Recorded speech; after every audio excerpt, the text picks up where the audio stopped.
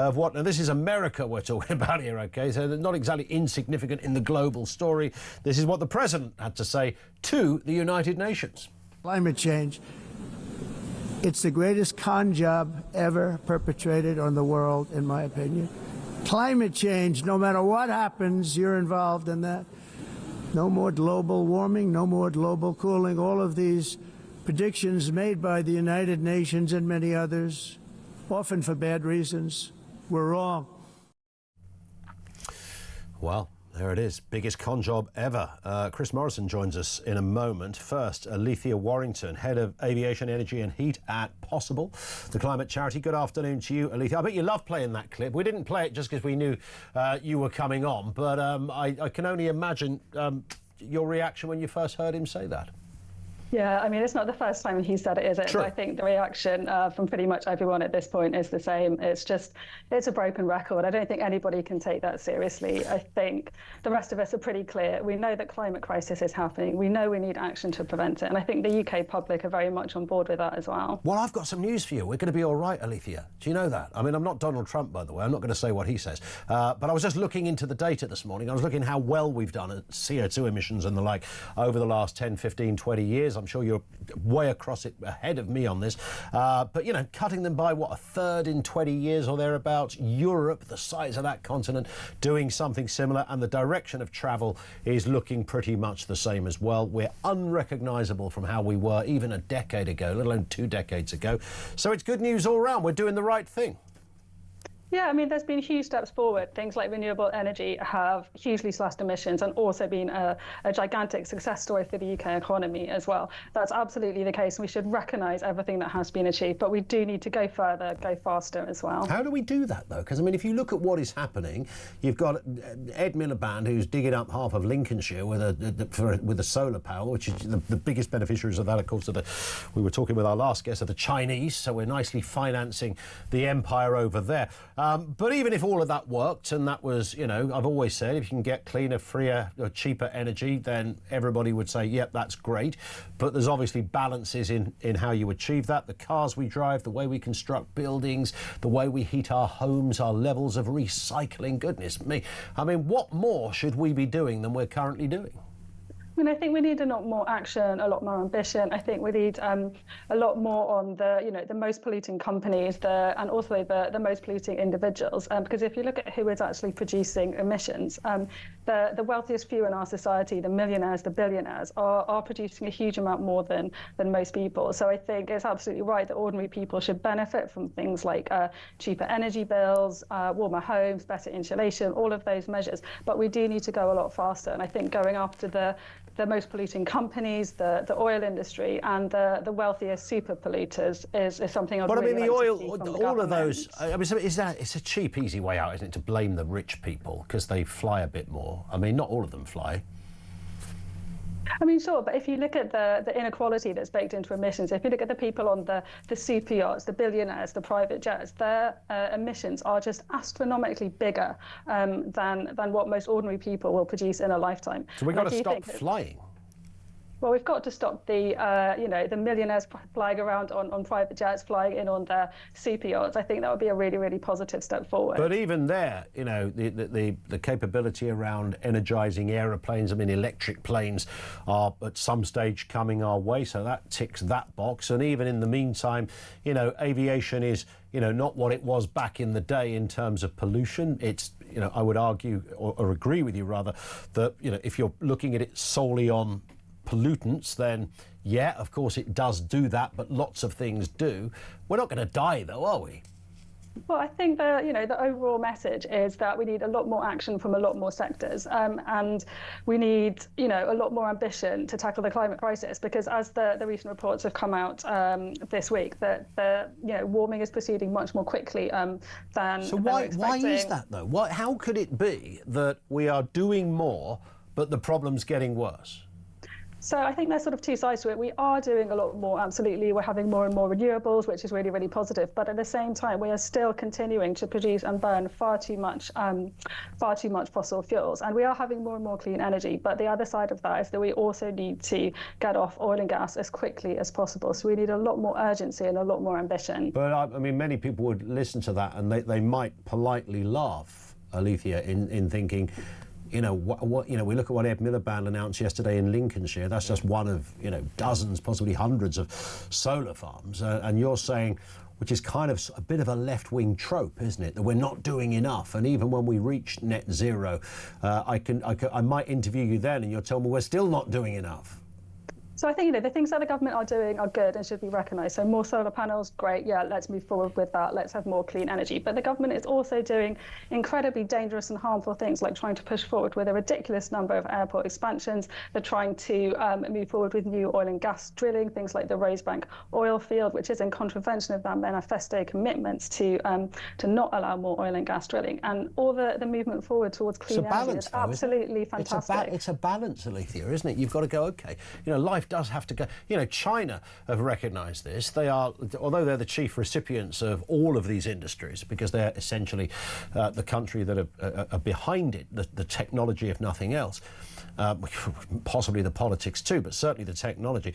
But China are running a kind of parallel thing, aren't they? They are chugging out God knows how much toxic guff into the atmosphere, like no other country, more than collectively most other countries. But they're also going, well, actually, we've just got to play this sensibly. We've got the solar panels, we've got the wind farms, we're happy to run with that. But in the meantime, we've also got a shed load of coal and oil, and we're going to use that as well.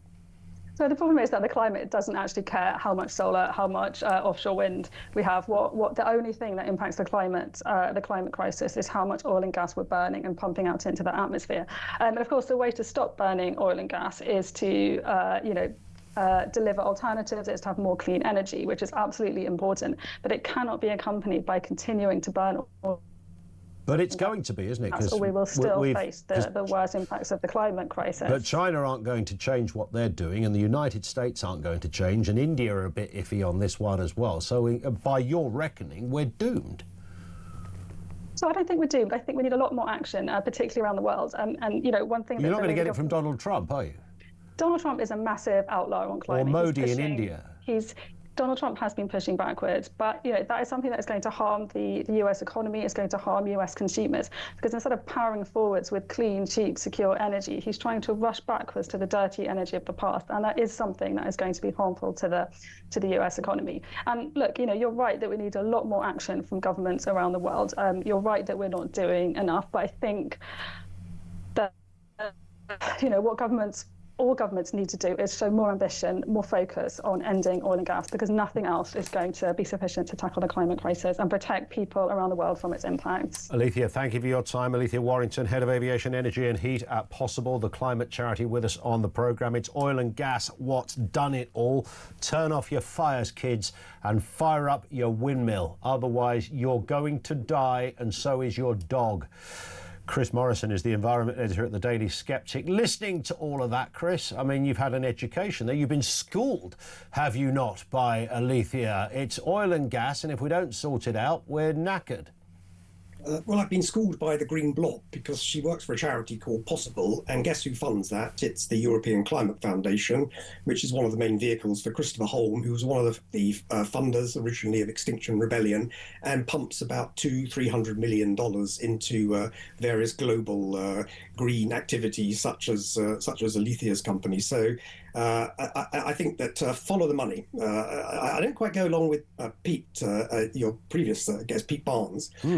He's a little bit too Chinese conspiracy theory for my liking. This has been going on for years, this extreme environmentalism. He's absolutely right in that it's been taken over. It's essentially a hard left situation. It's an ability to command and control the commanding heights of the economy. And if you control energy, you control the commanding heights of the economy.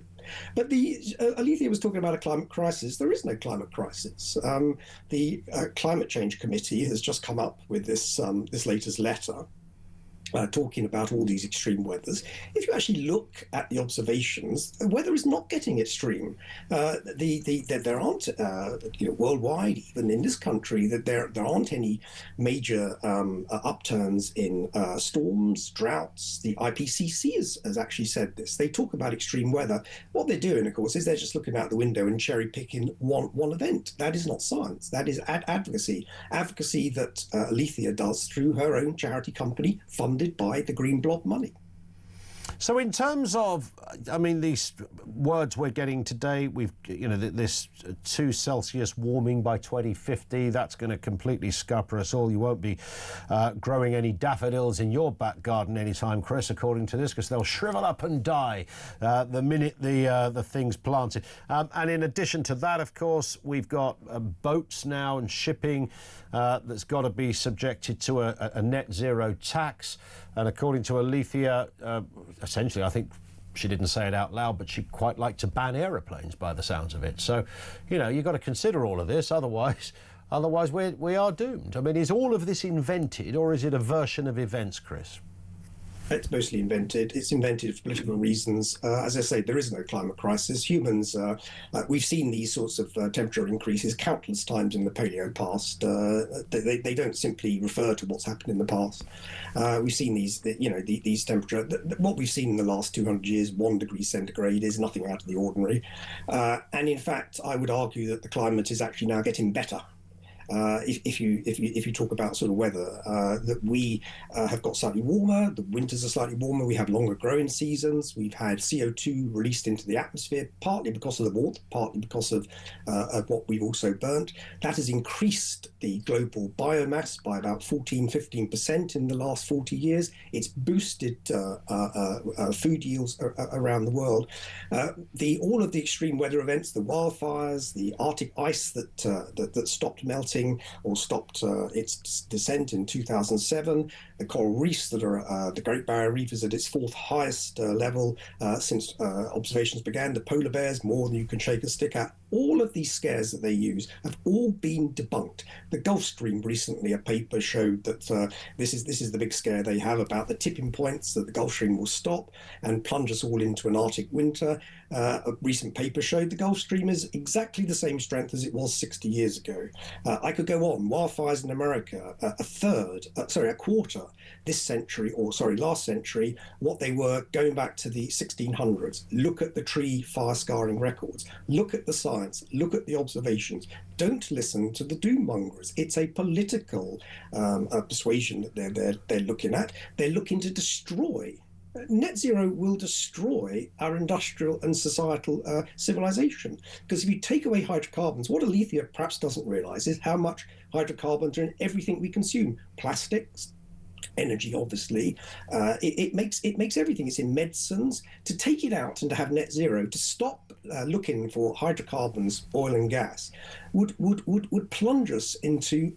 It would be a very, very bad place. It would be a world full of wars, hunger wars, armies fighting. Wow. Maybe that's how they kind of want it, to establish a new order of some kind. Who knows about him? Self-impoverishment, is maybe the curious aim. I am intrigued though, Chris, and I ask this as a very confused onlooker to this argument. I said right at the beginning of the programme, that we live in a cockeyed, confused world, and it's hard to sort of make out. There's lots of unfathomable decisions happen across so many different sectors on a daily basis. And when it comes to this argument, everything you've just said makes perfect sense. And then, I look at all these climate scientists. They're not all getting paid by somebody. I mean, there are some, but, they've got this big old list of scientists who've said, look, we're in a perilous position. Unless we change, it's going to get worse. And that worsening will manifest in a devastating effect for countries, for hunger, for movement of people. Are they all making it up, those scientists? Are they misled by groupthink, or are they stupid? An interesting question that's often asked. First of all, these idea that 97% of scientists believe in climate change. Well, we all believe in climate change. The climate is changing. So it depends what question you ask, and these have all been debunked.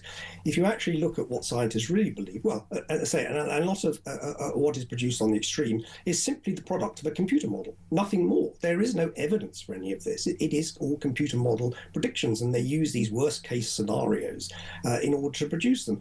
There's a lot of that. You will not get grant funding over the last 30 years if you dispute the settled science. You will get grant funding by producing papers that say, well, the Arctic ice is going to go, because that is what gets picked up in the mainstream media, that is what gets picked up by politicians, and that is what suits the hard left narrative. So when you say that most of the scientists believe, yes and no. If you don't believe, you don't get funded. So it's a self-cancelling operation. But I read a lot of science papers, and it is interesting to see the way they operate. In the abstract start, they will often sort of, go on about human-caused climate change. But if you actually look read the body of the work, they will present findings that don't always coincide with what they're saying in the abstract necessarily. They will present all of the evidence, and all of the evidence, which of course has been banned on mainstream media and is not really discussed, it's been settled, has been for 40 years, all of the evidence points out that there is not really a great problem. There may well be a problem in the climate. We could be hit by a meteorite tomorrow. I don't know. But if we look at the observational record, we are living in a relatively benign period of the climate, a slightly warmer climate, which actually is beneficial, almost wholly beneficial. I read a story in The Skeptic, just very briefly, just one moment today. They chopped down 100,000 trees in Belém, which is where they're holding this COP conference next month. They've chopped down 100,000 mature rainforest trees to speed all the 70,000 delegates to make a 4-lane highway. Oh yeah, I saw this. Yeah. Help them get to them. Now, luckily, there's also been a paper that's just been produced that shows that they looked over the last 20 years at 200 plots in the Amazon forest, and they found that because of the increased carbon dioxide in the atmosphere, the trees have been getting fatter.